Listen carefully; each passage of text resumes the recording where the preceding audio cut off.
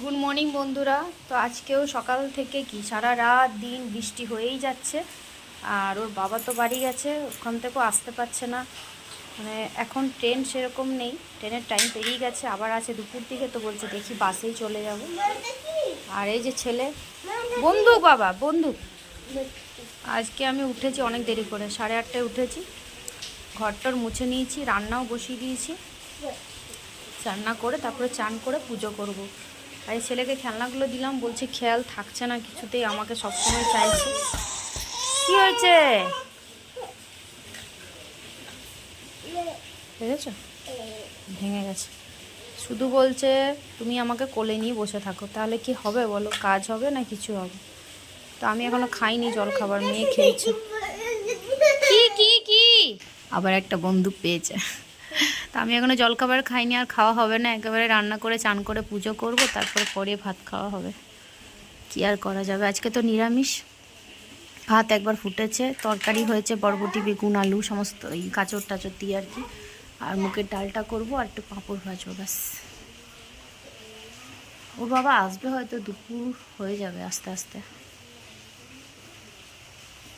দুটো বন্দুক নিয়েছে, আমাকে কিছুতেই বলছে ভিডিও করতে দেবে না। না তুমি ভিডিও করবে না, ঠিক আছে। ঘরে চারিদিকে জামা কাপড় মেলা রয়েছে, আবার এখন কাচবো, চান হলে সেগুলো আবার বাইরে মেলবো। এই যে বাইরে দড়ি আছে, ভালো লাগছে না এভাবে। আর 4 দিন হয়ে গেল, বিরক্ত লাগছে। না ঘর থেকে বেরোতে পারছি, না ছেলে মেয়ে বেরোতে পারছি, বিশেষ করে ছেলের খুব অসুবিধে হচ্ছে। মেয়ে পড়ছে জলখাবার খেয়ে, এখন বেজে গেছে 11টা 15। কি করছো? একবার ভাতটা ফুটিয়ে রেখেছিলাম, আবার বসিয়ে দিয়েছি। আর একটু মুগের ডাল ভিজিয়ে রেখেছি। আমি না মুগের ডালটা ভেজে করি না, কারণ ভেজে করলে গ্যাস হয় বেশি, আর আমাদের তো সবারই গ্যাসের সমস্যা। তো এই জন্য এটা ভিজিয়ে রেখেছি, এটা সেদ্ধ করব।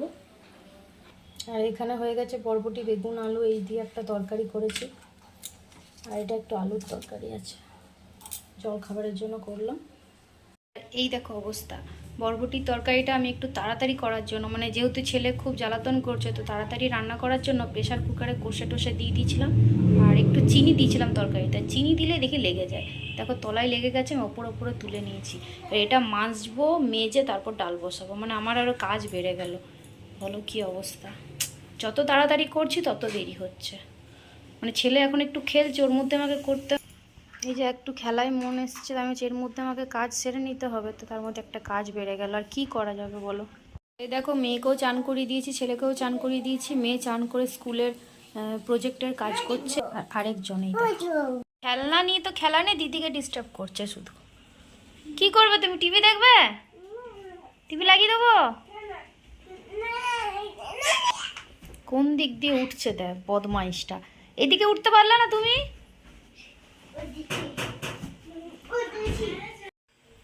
তো চান করে পুজো করলাম, এখন বেজে গেছে 1:15। পুজো করে একটু বসলাম আর কি, তারপর তোমাদের সামনে এলাম। সকাল থেকে তো সামনে আসা হয়নি। আর মাথার সামনেটা একটু জল নিয়েছি, কারণ কালকে চিকেন খাওয়া হয়েছে, আর চিকেন খেলে জানোই তো গোপাল পুজো করতে নেই, তার জন্য মাথায় জল নিলাম একটু। তো আজ তো জল নিয়েছি, কিন্তু শুকোবার কোনো আশা নেই। আর এমনিই ঠান্ডা লেগেছিলো, কি আর করা যাবে। ওর বাবা থাকলেও হয়তো পুজোটা করে দিত মাথায়, আজকে আমি চান করতাম না এই ওয়েদারে, কিন্তু যেহেতু নেই তাহলে তো আমাকেই করতে হবে। আসছে ওর, আস্তে আস্তে 2:30 বেজে যাবে। তো তারপর পুজো করবে, অনেক দেরি হয়ে যাবে।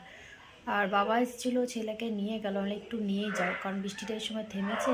আর কদিন ধরে ঘরের মধ্যে আছে তো ভালো লাগছে না একদম। তার না মারও খেয়েছে, খুব সকাল থেকে বিরক্ত করছে, মানে বিছানার থেকে আমাকে ছাড়বে না। আমার ওই জন্য মানে উঠতে আরও লেট হলো জানো, নাহলে আমি উঠেই যেতাম আগে, ঘুমোতে ঘুমোতে আমার কাজও হয়ে যেত। তো ছাড়ছে না কিছুতে, এই জন্যই লেট হলো। আর সবসময় ঘ্যান ঘ্যান ঘ্যান ঘ্যান করতেই আছে, সর্দি হয়েছে তার মধ্যে, ওই জন্য বেশি করছে। আর বাবাকেও দেখতে পাচ্ছে না, অতটা তো বলতে পারছে না, বাবা বাবা করছে একবার করে, আর ওরকম বিরক্ত করছে। আর দেখি মেয়ে এখন ওই কী নিয়ে বসেছে, খেলা নিয়ে কি কাগজপত্র। আর ছেলেকে, মাকে ফোন করলাম যে ওকে দিয়ে যাও, দেখি একটু খাওয়াবার চেষ্টা করি। খাবার সময় পাঁপড় ভাজবো, একটু পরে ভাজবো। পাঁপড়টা আগের থেকে ভেজে রাখলে না হয়ও না, মানে ভালো থাকেও না, আর অত করাও হয়নি, যখন পরেই করবো থাক। তাড়াহুড়ো করে চান করতে গেলাম, না হলে তো পুজো করতে আরও দেরি হবে।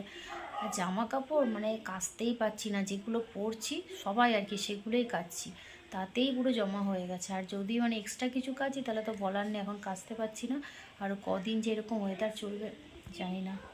তো চলো দেখি পাঁপড়টা ভাজি, তাহলে আস্তে আস্তে রেডি করি, কারণ এবারে খেতে দেবো তো মেয়েকে। তো দেখো ও বাড়ি থেকে মানে বাঁকুড়া থেকে যখন ফিরছিল বাসে ভিডিও করে নিয়ে এসছে। তো এটা হলো আমাদের বাঁকুড়ার গন্ধেশ্বরী নদী। এই নদীটার গ্রীষ্মকালে তোমরা মানে হেঁটেই পার হতে পারবে, নদীর বালির মাঠ বলা যায়। আর বর্ষাকালে একমাত্র এই অবস্থাটা এরকম হয়, তাছাড়া সারা বছর জলই থাকে না। আর এ হলো দুর্গাপুর ব্যারেজ, সবাই জানো।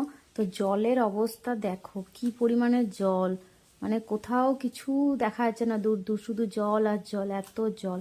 এটা অবশ্যই অন্য টাইমে এরকমই অবস্থা থাকে, আর বৃষ্টি হচ্ছে বলে বেশি।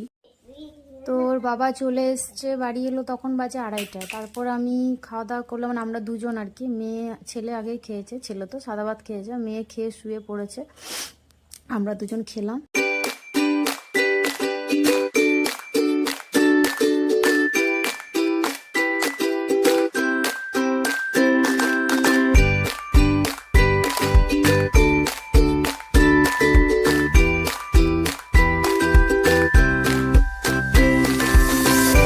বেজে গেছে সন্ধ্যে 7টা।